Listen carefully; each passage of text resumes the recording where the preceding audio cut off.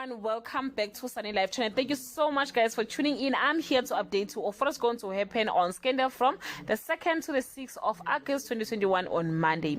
A furious Mamba takes his revenge and Lou Moore flies into his deadly web.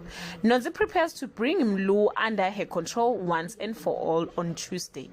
Fathers face off in a final showdown over paternity while Boniswa plots her escape.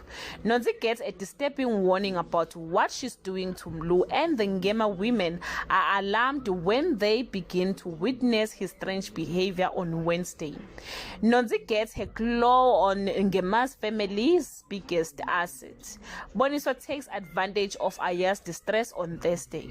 Boniswa moved to secure her hold on Mamba's empire, unaware that someone is on to her. Mlu disrupts negotiation and his state of mind is finally dealt with on Friday. Two funeral faithful provide a window of opportunity for a widow to get exactly what she always wanted.